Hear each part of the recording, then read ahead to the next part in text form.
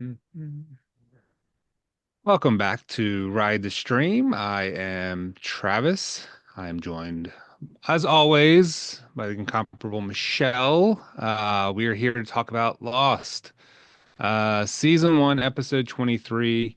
Um, we are on the cusp of reaching the end of this season. Um, I am quote unquote the resident veteran. Michelle is the newbie. And it's exciting because we have reached the point where each week Michelle is watching each episode fresh for the first time, and then we get to pick your brain, Michelle. So how are you doing? We are a day after daylight savings, which you get to survive that I time know flip. that's right. Here in Arizona, we march to a different drum and we don't ever change our clocks, but everybody else around us do. So it's still kind of like I still got to remember, oh, I'm now 3 hours behind you instead of two. Yeah. So we meet at a different time now, which kind of came a lot a lot quicker today. For me. But yeah, I'm actually doing all right, and I'm thankful that I'm not having to change the clock for me, because I work locally as well. So there is no like, oh my gosh, I've got to, get on early so that I can work with a colleague that's in another time zone other than you. So Yeah. and we have a bit more flexibility. So we're not a Fortune 500 company yet. We will someday. You know, that's that's the dream, right? That's the dream. That's the Uh, dream. to Maybe. sustain ourselves with our creativity. Exactly. Yeah. Um, But yeah. we, So how about for you, Travis? I mean, you guys have had a little bit of storms. We did have some rain last Friday, which we sorely needed. So very glad that we got that. I know you've had some storms recently. How are you faring there in wonderful Baltimore area? we had some rain the end of last week, but last couple weeks there's just been a lot of heavy winds. Mm, Um, so there's always the fear of branches or trees coming down, which we've seen sporadically throughout Baltimore driving around. Knock on wood, the power outage here has been okay. We've had some people we've known have lost power here and there. The temperatures are semi-chaotic. They're cold this weekend, but today they're up in the 50s and then they'll reach 60s and maybe 70 this week. So that's good for the kids. They yeah, were not ready for this morning to go back to school. I So bet not. That yeah. What was it you said you lost an hour? Is that right? yeah, Yeah, that's yeah. rough. That way is rough. Well, um, you know, they're off in school, which gives us the perfect opportunity to dive into another great episode.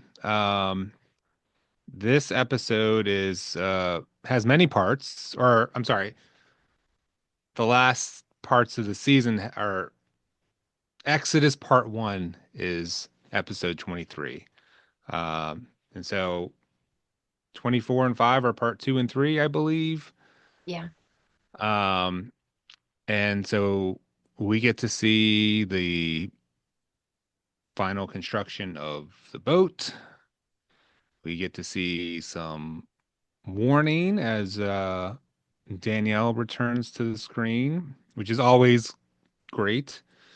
Um, and if you're ready, I'm happy to dive into the format here. We have for if you're new or returning, thank you for watching or listening to us in the background. We do a synopsis. We have a couple questions that we run over, favorite scene, most interesting character, and then sometimes we'll do a third little question focusing on the episode in some way. Um, and if you're ready, Michelle, I can dive right in. I would say let's get going. All right. So, season one, episode 23, Exodus Part One. That's a mouthful. Is a collection of moments filled with a sense of urgency and reconciliation. Rousseau returns to the small screen as she enters the beach and explains what happened to her 16 years earlier. When her boat ran aground and her team became stranded, she was 7 months pregnant. After delivering the baby, it wasn't but a week before a stretch of thick, black smoke was seen in the sky. What, when that happened, later the same night, the others came and took her baby, Alex. She tells Jack and the other plane crash survivors that the others are coming and they only have three choices: run, hide, or die. Shortly after, everyone notices a thick smoke emanating from somewhere deep inland. She goes on to tell them that she can very easily hide just being one person, but how will they hide all of the 40 plus survivors? Jack and Locke, along with Saeed and Hurley, show Russo the uh, the hatch when everyone doesn't know what's inside. Locke mentions how Russo used explosives to booby trap her bunker, and if it's possible to get more so they can use it to open the hatch. She tells them that there's more at the quote, Black Rock, end quote, the dark territory, which Hurley basically responds something to the effect of, Yay! Sounds like a great place to get to. Jack announces to everyone that a small group will be going into the jungle for supplies, but everyone else needs to help launch the raft. And once they do that, then they all need to head to the caves. The new guy from last week's episode, Arts, as Hurley calls him, his name's Arzd, the high school science teacher, tells Jack that he's going with them so he can properly handle the dynamite so that they don't die. Turns out he's kind of rude too and refers to Hurley as, quote, the fat guy. Not cool, dude.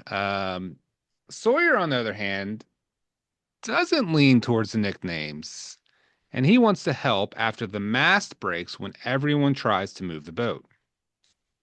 He's chopping down a large piece of bamboo when Jack approaches him. After guessing that Sawyer was a lumberjack in his former life, he hands him a gun, telling him he's the only one on the raft who knows how to use one. Although Sawyer is surprised about needing a gun out in the open waters, Jack says it's for just in case. Sawyer then goes on to tell Jack to wait before leaving and begins to explain a peculiar situation that happened before the plane crash. And because this scene is just too good, let's just take a listen to what Sawyer tells Jack. He says, quote, about a week before we all got on the plane, I got to talking to this man in a bar in Sydney. He was an American too, a doctor. I've been on some benders in my time, but this guy was going for an all-time record. So it turns out this guy has a son. Son's a doctor too. They had some kind of big falling out. The guy knew it was his fault, even though his son was back in the States thinking the same damn thing. You see, kids are like dogs. You knock them around enough, they'll think they did something to deserve it. Anyway, there's a payphone in this bar, and this guy, Christian, tells me he wishes he had the stones to pick up the phone and call his kid. Tell him he's sorry. He's a better doctor than he'll ever be. He's proud, and he loves him. I had to take off, but something tells me he never got around to making that call. Small world, huh? After this emotional sequence, Kate finds Jack later and says she wants to go on the dynamite expedition because she's not very good at goodbyes. But others going on the expedition do say goodbyes.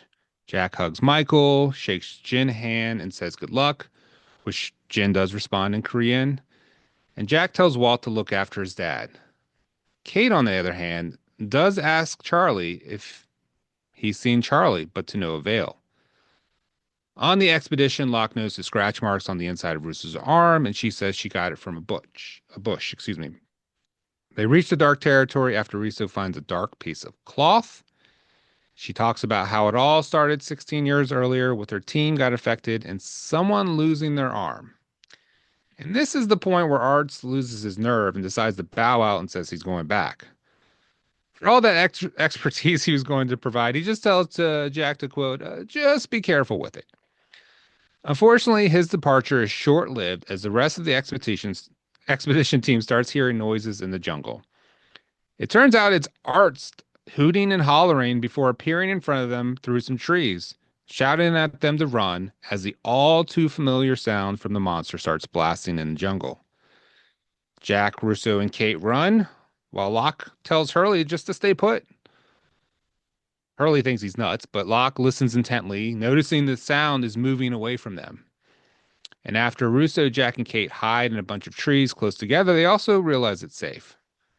When Kate asks what it was, Rousseau says it's a security system and that it's protecting the island. Back on the beach near the raft, Walt tells Shannon she should take Vincent the dog because he helped him when he lost his mom.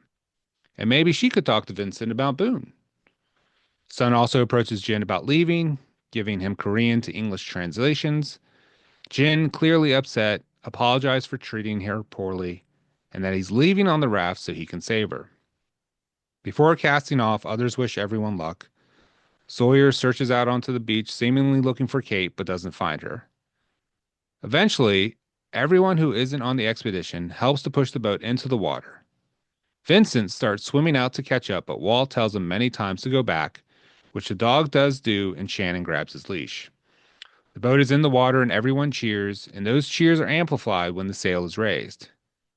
Everyone is waving at each other, and despite the success, the final image we see is the pending doom of black smoke in the sky. And that, Oh man. I cannot wait to hear your thoughts on this episode. I think this is a great episode. The fact that it's the first of three parts, um, give it to me. Like, what were your thoughts watching this episode and see, Russo returning and the division of the castaways, one going off into the jungle, one helping with the raft. Um, please. Okay. So my initial thoughts, because I'm now in the new territory. Um, I'm assembling my notes based on initial thoughts, and then I do my episode notes. So I actually had 5 words that just kind of resonated with me for this episode. One is chaotic, tense, stressful, emotional, and cautious. So kind of digging into each of those, I thought that all the characters were everywhere, but not always where I expected to see them. So, for example, Saeed did not go with the survivors who followed Danielle to Black Rock, but then towards the end, I find out that Saeed has actually been working on finishing up the electronics that's going to be included on the raft. I'm also surprised by, the fact that you've got Locke, Saeed, Hurley, Jack, and Danielle when they all go to the hatch. So this is news for Hurley. Yeah. Um, and Danielle is like, I don't know what that is. So I thought that was, some of that. The fact that we did see a lot more of the characters, even in flashback, like we saw Boone again, and then we were introduced to Anna Luca as kind of a new character who has a little bit of flirtation with Jack before they get on the plane. So that kind of fills the chaotic, just that everybody's going everywhere. Tense because I felt really tensed, stressed, about all the activity that was going on. And again, that this marries well or blends well with the chaos that is ensuing, and the fact that we as the audience, we're trying to keep up and keep pace because, you know, leading up to this, we've always kind of focused in on a couple of characters. We've had just like one or two character flashbacks. I think I counted, I think we had like six or seven this time, and they were all different characters, Yeah. which made it, you know, the feeling a lot different. And the flashback kind of led into the now, like a then and now kind of situation. So, yeah, I just felt like I was feeling like I was being pulled in a lot of different directions and, you know, kind of going off the adrenaline of everyone else and what they're experiencing through this episode. Um, I also felt cautious because of the threat of the what the black smoke signified. And, you know, as I'm looking at that, you know, I'm kind of thinking again, and this is something that we brought up before, is whether a narrator is reliable or unreliable. And I really felt that all we have to go by is that Danielle's warning that the others are coming, and the significance of the black pillar of smoke. And I really felt like, well, you know, I don't know that I completely am, you know, sucked in and buying the Kool-Aid. Because why would that happen? Why would them Yeah. leaving the island going to, you know, precipitate the others coming now? Other than the fact that it kind of revolves around Claire's baby and that it's been a week's time, I guess. But it, you know, that doesn't quite jive because ours has told them they should have left yesterday. So there really should have only been like one additional day. But neither here nor there. I just felt a lot of caution around Danielle and what she was telling the survivors. And why now? Because the black pillar of smoke wasn't there until later. So I do kind of wonder the timeline on that and whether Danielle knows a lot more than she's telling, or that she's kind of in her own world and creating a scenario out of maybe a prior experience because you know, Jack uh thinks that, you know, she probably doesn't know what the truth is. And Locke says, well, you know, she may not be, you know, completely in the here and now, totally, but Locke did feel that what she's saying is her truth. You know, he had a lot more faith in what she was telling them than Yeah. Locke did, which I thought was interesting. But Locke is also a bit more tied to the nuances of the island, like Danielle is, versus everybody else. Um, Emotional, I thought, for me, I know, and even if it's fictional, it's always emotional saying goodbye. And because of everything that's going on in the episode, not everybody got to say goodbye to each other. And the big one is Kate and Sawyer missed each other. And based on, you know, past episodes and what's pertinent to their storyline, Yeah. I really felt and feel that both characters needed and wanted to meet one last time. So I felt like that's you know, an area where you're left in your gut, like you didn't get to finish business up, you know. And I think that while Sawyer, you know, obviously at the end is building some camaraderie with Michael, um, Jen eventually, and Walt, it's not the same as what he shared with Kate. And I think Yeah. Kate obviously also senses that. I also thought that the goodbye between Jun and Sun hit right in the feels, so to speak, for me. Big time. And more generally as the gang on the raft took off and all the different goodbyes, Charlie and Sawyer, um, Claire, the baby, and June, Son and Michael, and that kind of awkward, do we hug? Do we handshake? That thing was all very, very emotional. And I'm not gonna lie, I had the tissue. I think my biggest surprise was by what Black Rock turned out to be, which seemed a heck of a lot less ominous looking. I mean, it's a galleon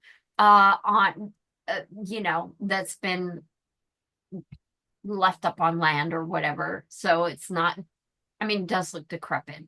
But I fear more the hatch and what that might be than Black Rock. So now I know the dynamite, whatever is in Black Rock, but it's interesting that it's in the dark territory. Um, the the little bit of info that we got on the monster and the fact that it is a security system for the not Black Rock, but for the island. So I also thought that was rather interesting, and we didn't get to see what it was. Yeah. I was like, "Ooh, are they going to show it?" We certainly heard it very well, and lots of sweet and clunkies, and so now I think it's a mechanical Godzilla or something. I don't know, but a lot of range, the spectrum of what I was feeling through this episode, but also a lot of sadness. I guess I should have added that one. The parting of ways between the people staying on the island and the people going on the raft. And I sincerely hope, I mean, I want them to be rescued, right? But at the same time, like Son says, even though Joan tells Son, stay with Jack, he'll keep you safe. Her telling him, but who's going to keep you safe? Really, I felt vocalized what I was feeling about the people on the raft, and feeling very, very nervous for them. Honestly, I have in my notes, I half expected a bomb to come over and right on the raft at one point as they're taking off because you just have no idea what might happen. So Was it last week's episode that we talked about how ominous them leaving on the boat felt like? mhm. We did, and the increased waves that you were seeing in the background. I also noticed that, when the monster took off, the rain dissipated as well. So, again, I get kind of the King Kong Island vibe type thing, in the mist and its own little ecosystem and its own little idiosyncrasies that exist on the island, natural defenses and otherwise. So yeah, I'm really nervous about next week because now we've got the split going on. Obviously, we still have the huge threat to the people on the beach, maybe. I'm still not sure. And just worried that that's the end of those characters, like they're gone now. Like we did get to see Boone in a flashback, and it was nice to see him again. Um, but yeah, a few answers, but a lot of questions. The norm.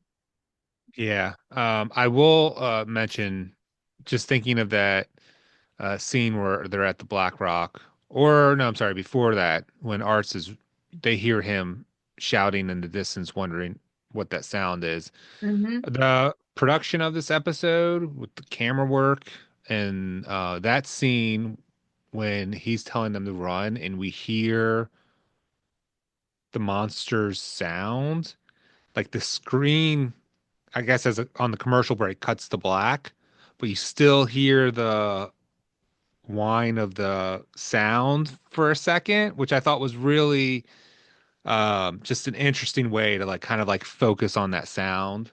Yeah. Um, um, and since we're talking about the fear of them on the boat, I Yeah. know we have three questions. Hmm. Sometimes I do this because I get a little scattered, but the third question kind of that I've that I have for us today, it kind of focuses on that. Yeah. So I think now would be a good time to kind of approach it. Mhm. Um, and in my notes, I say, that we last week we did talk about how going out in the ocean felt very scary, wondering if those characters will live or not. My question is now, is that still the most ominous thing? Because now we have the other things like the Black Rock, Dark Territory, Mhm. the reference of being infected is brought up again. Yeah. We have the black smoke, and we have the return of the unknown monster. So the question I was going to pose is setting sail out in the ocean still the scariest thing for you? Um, whether it's in general or if it's specific to the livelihood of the survivors. Mhm. Um, what are your thoughts about that?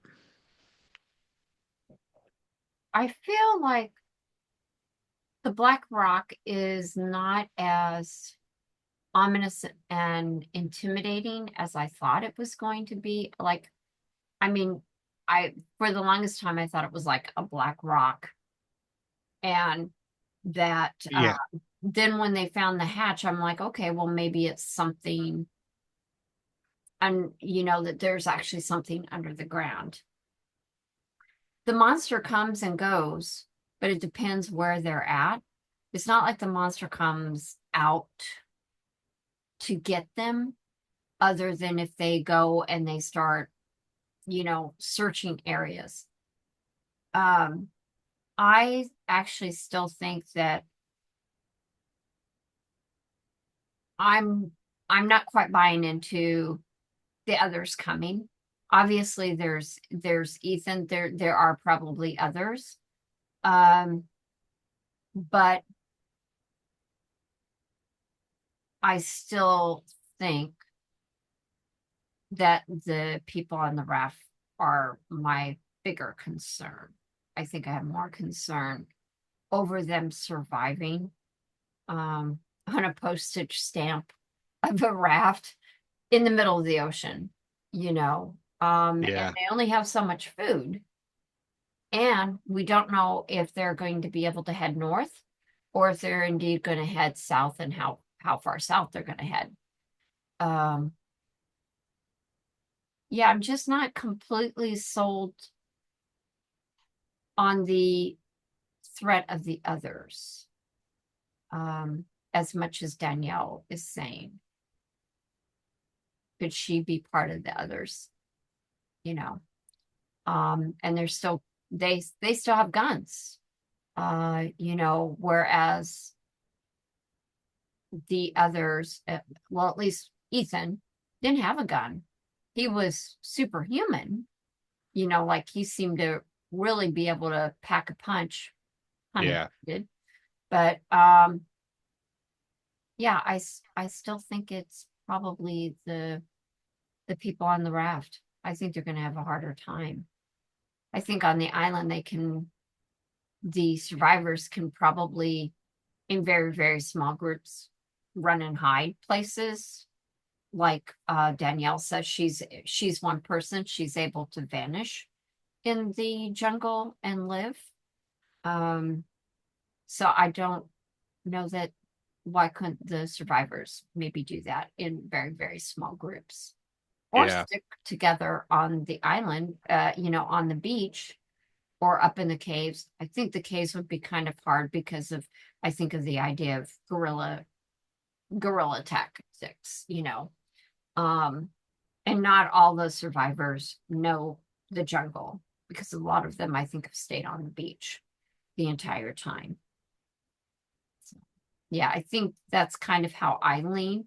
What about you? I mean, although you're the veteran, so um Well, to be honest, since it's been a while since I've watched it, mhm. I forgot the Black Rock was a boat.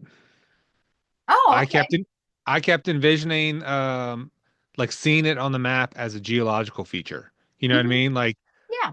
and so that's how my brain took it. And then when they appeared it, I was like, oh, that's right. It's Yeah. it's a freaking boat. I know when you see them and they all kind of stop and they're looking, I'm like, "Oh, we're gonna see what it is." And then we see it and I'm like, "Oh, it's the name of a ship. It's a And that was another crazy ship." great yeah, another great that was one of the highlights of the camera work because Hmm. they focus in on each of their reactions as they come out into the clearing enough so they can see whatever it is, and then it kind of like camera shifts to then see what they're seeing, and it's like it's a beach boat in the middle of the jungle. Like, um, yeah, I think even watching that now, I probably still have the same reaction as I did initially, just like puzzled. Like I would have never Yeah. imagined that what they were referring to was the name of a boat. Um, Yeah, because to me, I'm like, Danielle knows what a blooming boat is. So, I mean, I never thought that she was actually referring to the name that's on the back of the boat. yeah. Of course, Um, and of course, I think of like Werner Herzog's Fitzcarraldo movie of the huge paddle wheel boat that they need to get over this big mountain to get to the other side. And it's kind of like, oh, interesting, you know. yeah. As far as ominous things go, I think I'm with you. It's hard to gauge, you know, the reality of Rousseau's words. Like when she first appeared and captured Saeed, you know, for whatever reason, she seemed credible in what she was saying.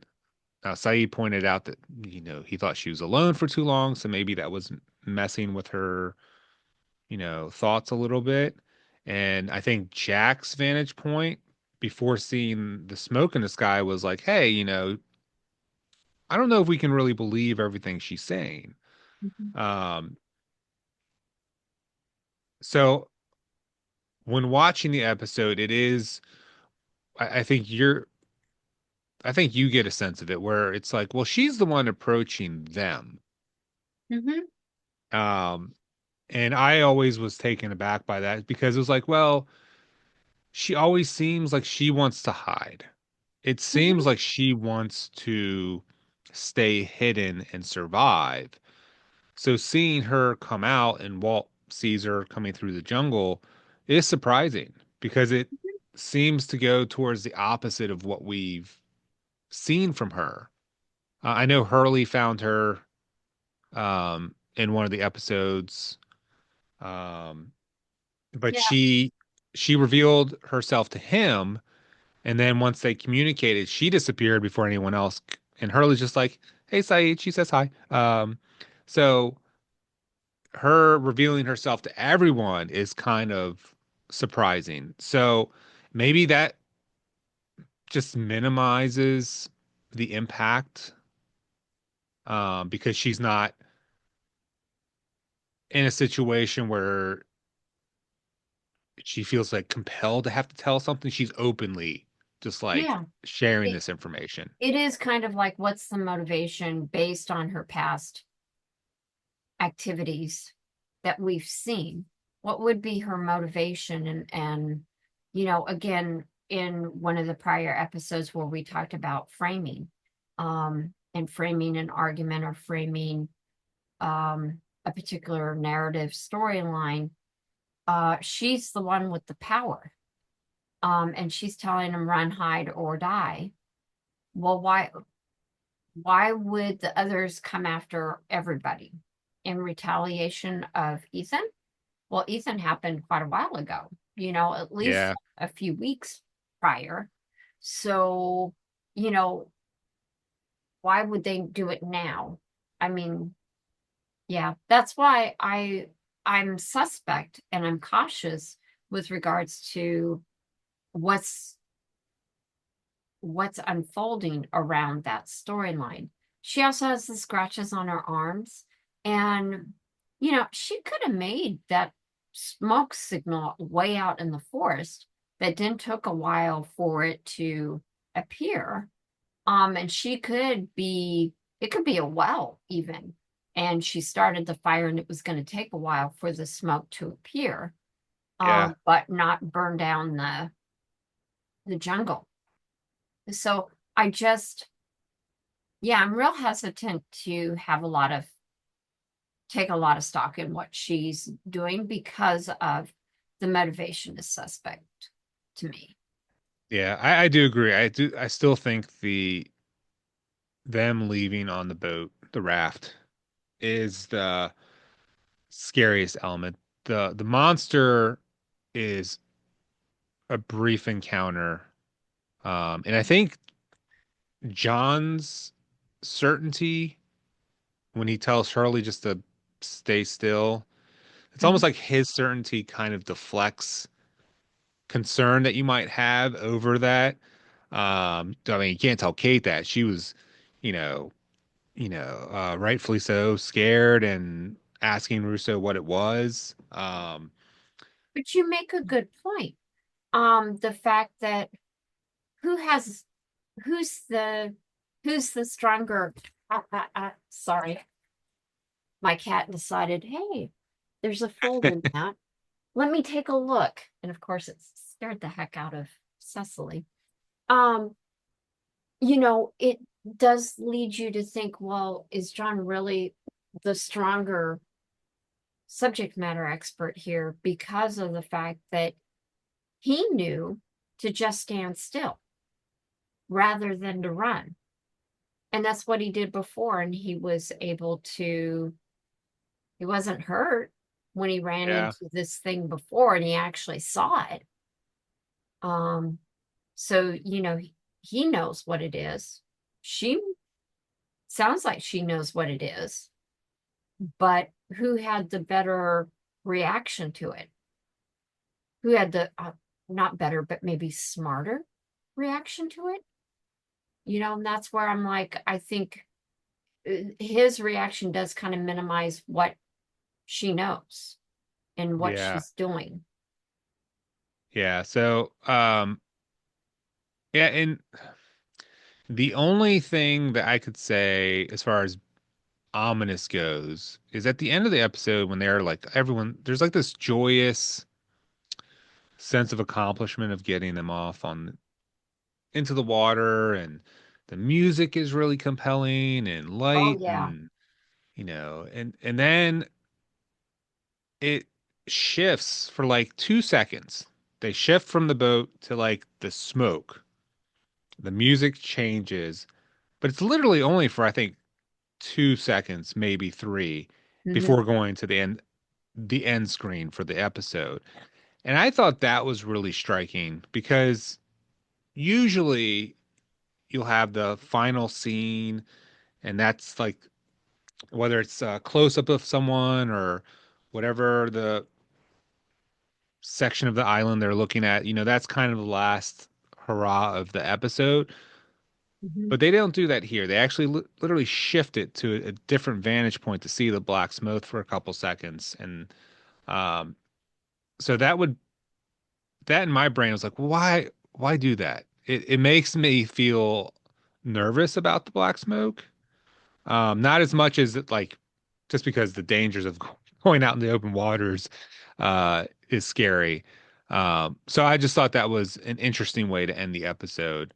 Um, and then I think as far as watching week to week when this was originally broadcast, I can only imagine um, how that must have been waiting to see what would happen next. Because I didn't watch full time till season 4 because I saw the first episode, then I binged 1 through 3. So I was only current 4 through 6. So Okay. seeing this episode live and then having to wait, I would have been chomping at the bit to get to that next episode.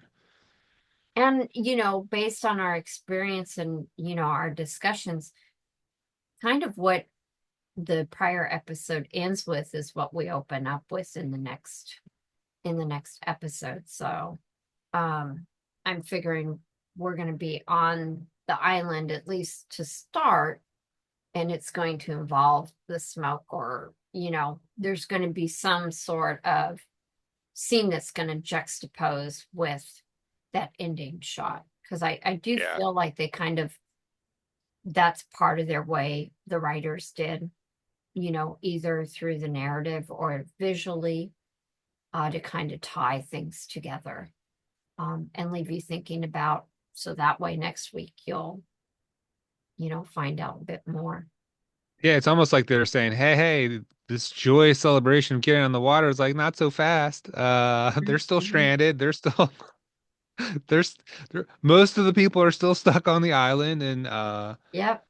it just it left me like they could have left the episode with them on the boat and the emotional goodbyes, and Yeah. that would have been a great ending too. But they just were like, no, we're gonna screw with you guys for a few seconds and show you the black smoke.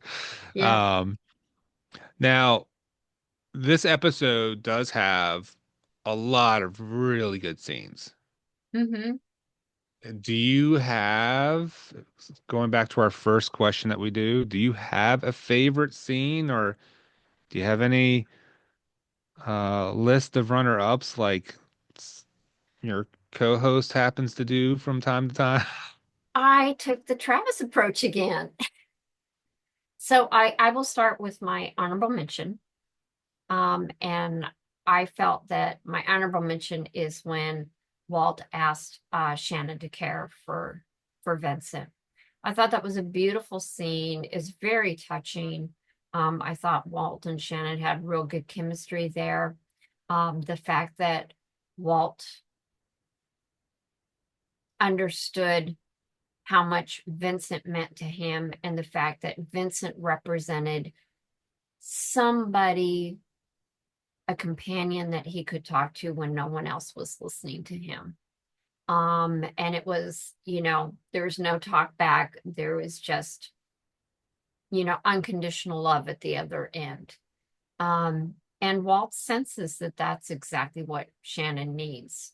And so, when he does ask her to, take Vincent because Vincent can take care of her, I thought it was really sweet the way he presented Vincent to her, is that he would be able to take. Incredibly mature.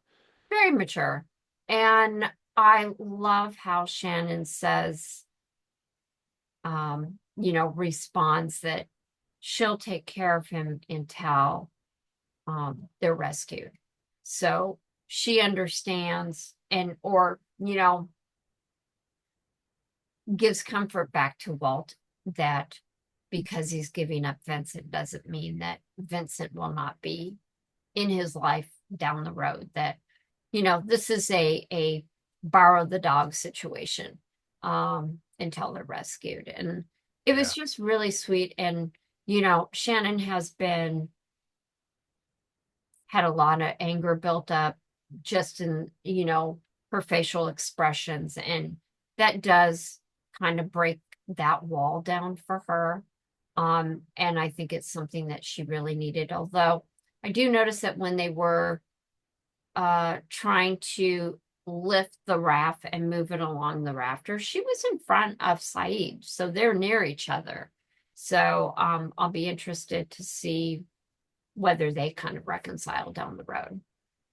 So that's my honorable mention. My runner-up is Jun and Sun's reconciliation and their goodbye. That was just an incredible Incredible. scene. Oh, Just love how, last week Sun was trying to poison Jun so that way he wouldn't go. And the fact that she took to heart that Jack said you need to say goodbye. You need to step over and be the person that has the olive leaf out there. And the way that she does it, the fact that she makes him a very basic Korean to English dictionary, so that way he can um, at least have rudimentary uh, English words to help him to be able to communicate. Obviously, he and Michael have been able to communicate enough on making the raft, which is one set of skills. But when you're now on the raft and you're just sailing, that's a little different.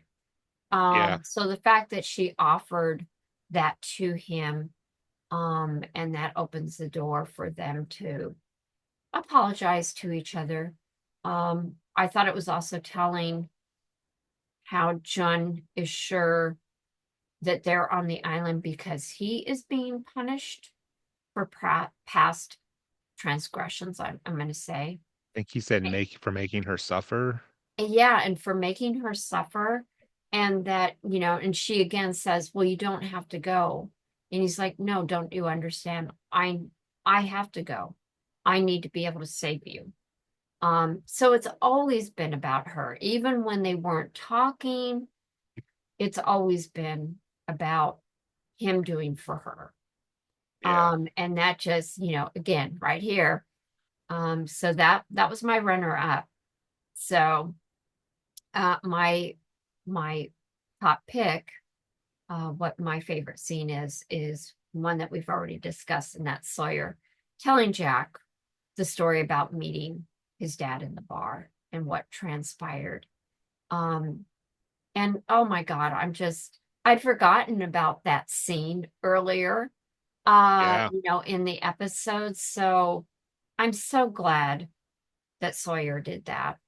That really was quite a touching moment between them, and shows the growth between their relationship, because I don't think that they're not good pals, but I feel like a lot of things in this episode showed evolution of growth or relationships. Right out of the get-go, we had Michael and Walt at odds, staying in the hotel room, and that Walt was just a defiant little guy, to the point of saying, you're not my dad, you're not my father, and Yeah. yelling that loudly in the hallway. To them then being on the beach, sleeping side by side near the raft. Obviously, their relationship is much stronger now. Thank goodness. And you see that throughout the episode. That's kind of weaved in there too, which is nicely and beautifully done. So that's my top. Um, what about you, Travis? Hit me with your list. I have the exact same three listed. Oh, Um, wow. it We did not plan this, folks. no, it's just any one of those on any other episode would have been my top scene. Uh, Jin and Sun, like seeing the sorrow on their faces as, you know, like when Jin gets the mini dictionary, like you can see it on his face, and he starts crying, and he says he's sorry, and that hits Sun in this feels, and she apologizes too, and um, like because that's something we had talked about in previous episodes. We were like, what is that their relationship over? You know, Mhm. is there any way to come back from, the way he treats her, her hiding that she knows English and ultimately was going to be trying to leave him at one point. Um, and the fact that, you know, despite him leaving it, like you said, he's doing it to help make sure she gets off the island. And the scene with Walt, you know, as a young kid, someone who's not only just willing to give up something that means a lot to him, but give it to a person because he thinks that person could benefit in the same fashion that he benefited. Um, I mean, the beginning of the episode, you see Walt like Michael asks him to turn the TV down. Walt says the opposite. I'm gonna blast it full up, and to see that, and then you see the difference of who Walt really is, because he says that Brian let him listen to however loud he was, but was Brian and his mother really that involved in his life? Like, it didn't really seem like they were too focused in on Walt, so maybe he had like more leeway to do whatever he wanted. Um, but Shannon even tries to say, oh, do you think I need a dog to take care of me? And he just opens up, is honest, you Yeah. know, and says, Vincent helped me when my mom died. And the look on Shannon's face is like, oh, crap. Like she automatically recognizes the connection that they have Yeah. based off of this awful shared grief. So that's incredible to see. Um, and then I did pick the Jack and Sawyer. Um, I think much like you mentioned, Sun giving the olive branch to Jin with the dictionary.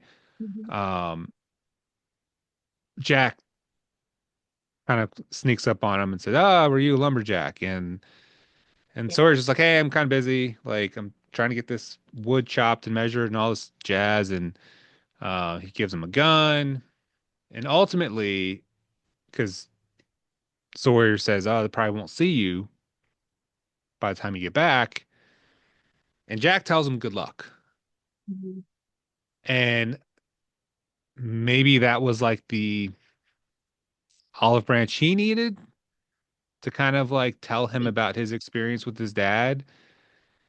And I just find it so interesting that the person narrating this experience for Jack and telling him how his dad really felt is coming from someone who at one point is the most antagonistic person on the show, Yeah. antagonist to Jack.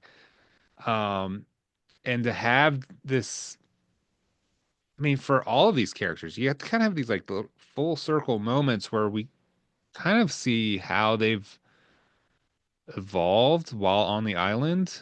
Not necessarily that that's not who they always were, but it's definitely different from what we saw initially. Yeah. Um, and it's incredible. I think it's an emotional scene. I get choked up whenever I watch it. Um, and I think that's a big deal because I think men getting emotional is still not a stereotypical thing. Like even in that scene, you see Jack kind of turn away from Mhm. Sawyer when he's starting to get emotional from when he recognizes that it is his father he's talking about when Sawyer says his name, Mhm. you know. Ah, it's really well done. Josh Holloway's cadence when he's talking, uh, really delivers a powerful performance um and even with I love with Jin and Sun how just going back to them real quick, we have two characters who, you know, we're hearing what they're saying, but we're reading what they're meaning, with the subtitles. And we don't always get Jin's conversation, I think, through that. I think that's been something that they've Yeah. held back some of what he says, but we always see what she says. For the most. Um, Yeah. and I really appreciate how the writing team and the creators have put so much effort into these details. I really think matter because we really get to. figure out who each character is. And now, 23 episodes in, couple left in the season, you know, we, those earlier episodes where you just want to hate Sawyer, but you see these glimmers of like, oh, he's kind of likable. And we get this payoff, I think, here with Jack, where it's like, that's who that's who we want to root for. Yeah. Someone who does see the value in being good, who can recognize this will mean something to Jack. And despite their grievances that they've had before, he's willing to like, you know, do whatever and just say, hey, this is what happened. So I love that scene. Yeah, I would say that, and the way that they present, the way the writers do that, we have Sawyer's flashback that precedes that particularly emotional scene, and that's where Sawyer's at the police station, and it's, I think he's back at the police station. It's not when Boone's there, but it's his return visit, where he's you know, head butted, a rather important government official, Minister of Agriculture, Forest and Fisheries, to be Yeah. exact. We find out that his real name is James Ford, and he has a record, and the police is like saying, you know, oh yes, we've seen that you have all these charges, and the policeman uh says that basically Sawyer is of no consequences and is lower than the lowest. And in fact, quote, he says, "You are a blight, a stain, scavenger." And, all through all the episodes leading up to this point, yeah, we've definitely seen Sawyer show that side of him, including, not being afraid to take advantage of disadvantaged folks. And so that's how we find out how Sawyer ends up on the plane, which I think is important. That was a piece of information about Sawyer that we didn't know. He has basically been deported from Australia, and is given a one-way ticket back to the States. He's been 86th, which of course Sawyer in his Sawyer way says that's just fine by him. He wasn't planning to ever come back. So, it really is nice that we get that full circle of individuals again here. It's very present. And the fact old Sawyer probably wouldn't have done anything. But, the fact that yes, he's actually trying to do a good thing by creating that mask. He's does a good thing by telling Jack the story of meeting his dad. And I think that that's what change can do, saying goodbye could do, knowing that you may not have another opportunity. In fact, in my notes, I wrote, this is a bro moment. Yeah.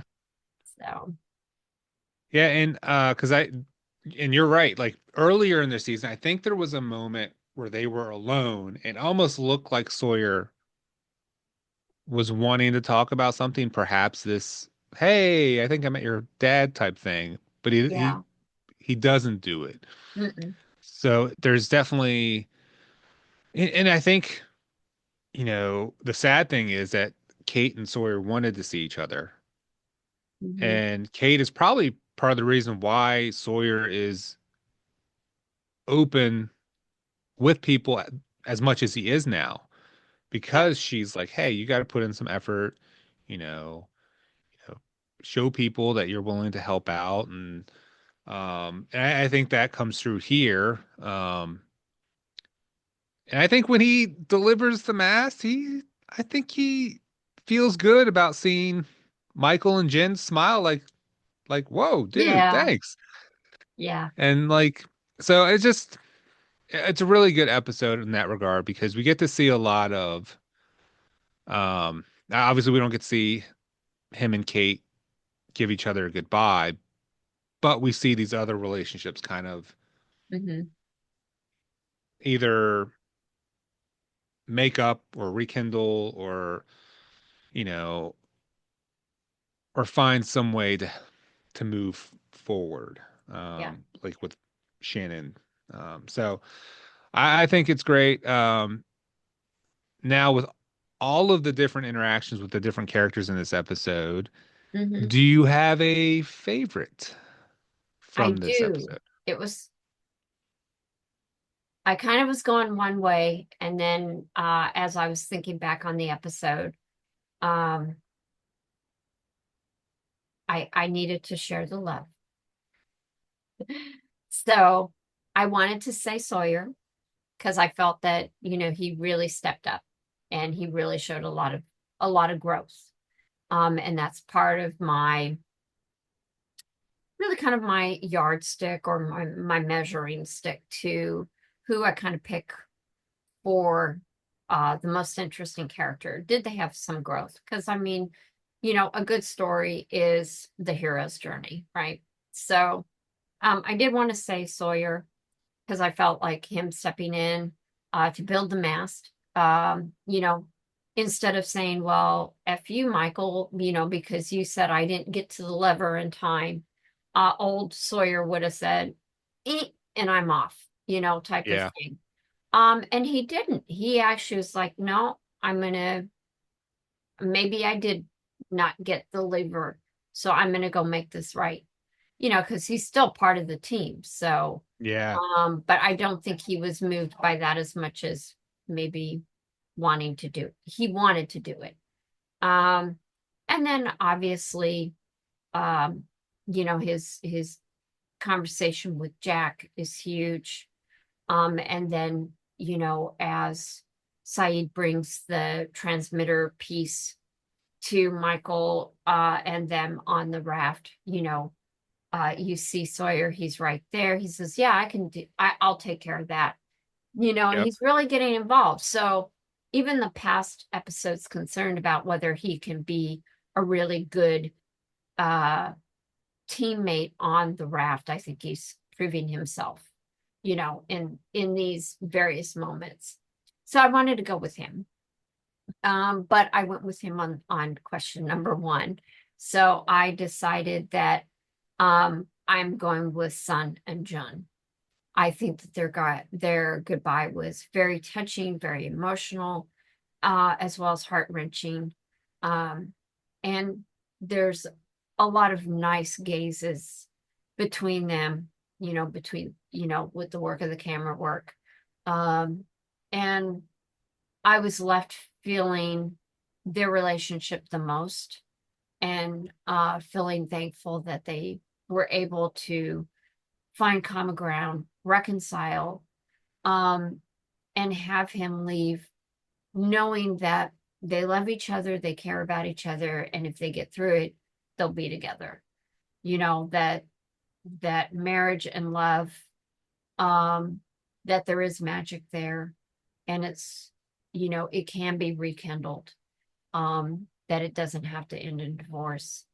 And they are able to get past the fact that she knew English. And in fact, it does come in helpful, not only for her, but does come in helpful for him. Yeah. Um, and so for me, it was them as my interesting characters. So how Yeah. about you? Um, I think any of them um could be a good pick. I even threw in Russo as a potential interesting character just because how surprising it was to see her Mhm. approach everyone. Um, but I I lean towards Sawyer. That's my pick. Mhm. Um, and also just all the things he did in this episode to help out and then to see you see sadness when he's looking out on the beach and he's not He's seeing not Kate seeing anywhere Kate. around. Yeah. Similarly when she was looking for him, Yeah. they it's like they miss whatever moment that they might have had because that there's clearly something there. Mhm. And him getting on the boat and them leaving without that goodbye, I think is, you know, especially with us being afraid of what could happen on the boat. It's like, just hoping it's not some Greek tragedy where, you know, there's never a goodbye. Um, Yeah. so I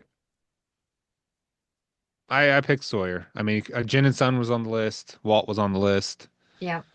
Um, so yeah.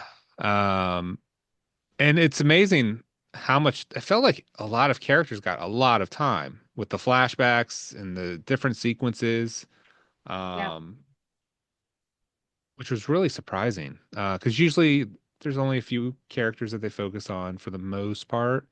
Yeah. But it felt like we got a good bit from everyone, which was really nice. Yeah.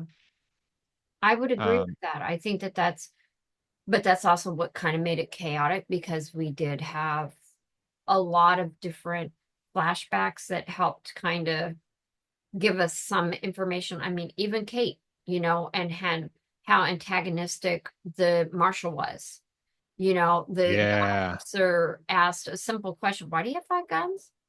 And then he goes in this very long narrative that basically was getting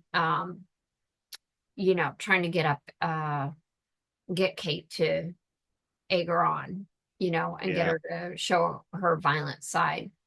Um, you know, that kind of stuff. So Gave some timeline information too, kind of it like did. Yeah.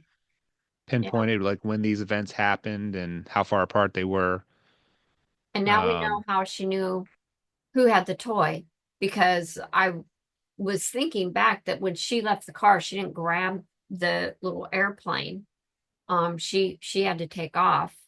But I also thought it was interesting that she was calling him.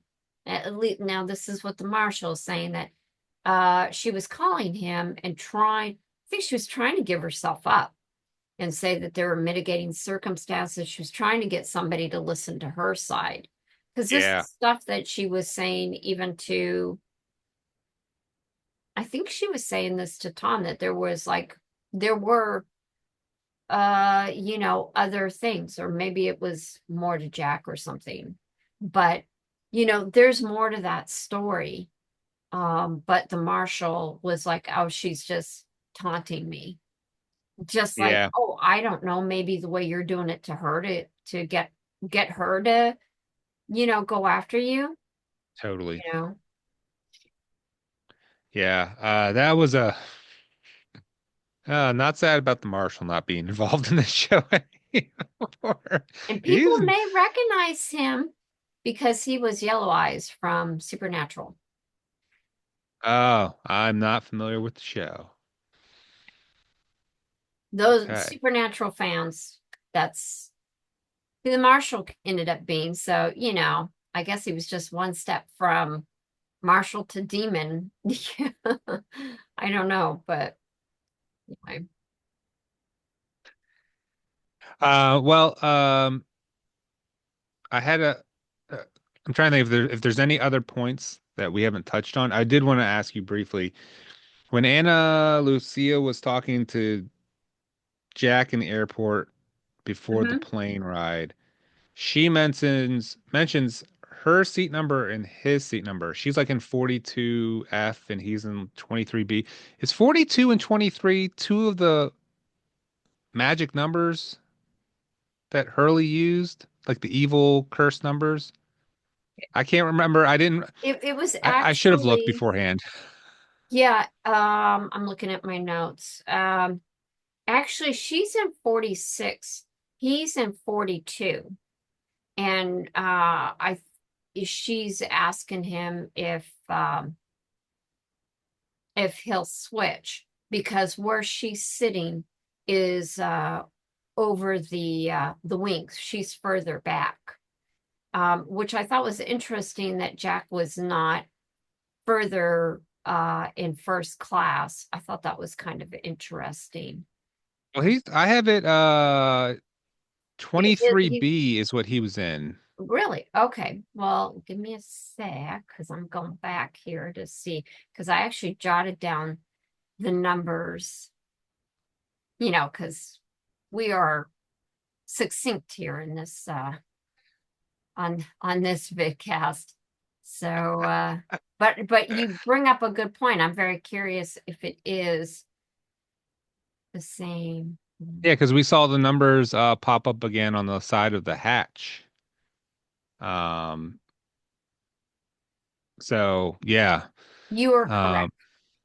4, 8, 15, 16, 23, and 42. okay. So yeah, that's again, small little detail like that where they just kind of like Yep, I'm going to add a highlight little bit of that in that my notes. mystical nature to the Yep. show. But were there any other points that you thought this episode were worth touching on before we wrap Well, up? this uh I think two things. One, I was kind of surprised by is that for all of the adventuring, I'm going to say that Locke and Boone did, I was kind of surprised that they never came across Black Rock. Uh, Mm, so I did think that was kind of interesting. All I can figure is that maybe they found the hatch pretty quickly and that just focused on that. And then obviously telling everybody that they were going around, oh no, it's out of the area because again, this is, you know, Danielle's reality is that it was going to take a few hours. They'd have to leave right away. It's going to take a few hours that they'd have to go out and get the dynamite and be able to come back. Um, and be able to do all these things in one day. So the boat, Black Rock, couldn't be as far as I think you and I might have been thinking it was.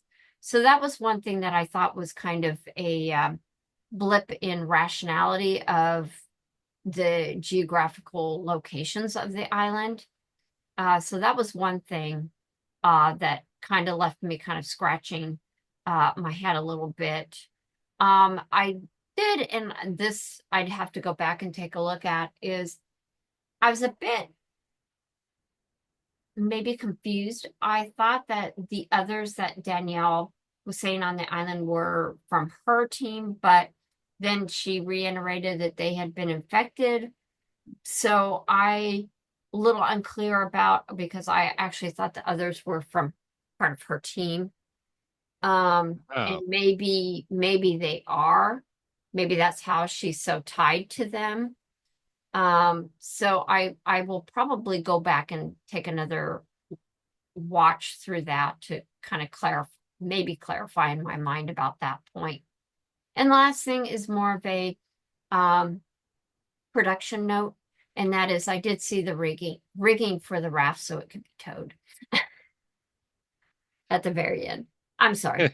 I'm the type that, oh, I saw the microphone dangling, just in frame for a brief, second, half a second, and I'll call it out. So that's all right. that's the only thing. And, otherwise it's been pretty seamless and not seeing things. Um, so I did find that rather interesting that you could see the little bit under the raft. They did a pretty good job though, otherwise, but I was like, oh, they are actually pulling it. Yeah. You? How The about you? only other thing I thought of to mention was when Charlie was collecting notes to put a message in a bottle, and he approached Locke about it, Hmm. and Locke doesn't answer him that he'll do it. He just tells him that's sweet, which kind of made me feel sad that like there's no one that he would wanna. Because Charlie said, "Oh, you can write your mom or Hmm. whatever," and like the reminder that maybe Locke doesn't have anyone Yeah. to write a message to. So that was kind of a sad moment. But I appreciate that Locke was just appreciating Charlie for doing that. So Yeah. And of course, Charlie, after being told not to read the message, he opens the message that Hurley gives him to put in the bottle. like, Uh, dude, don't read it. yeah. And when he asks, ours about his, he's like, "Oh, I already gave." And I think maybe he said I already gave at the office or something like that.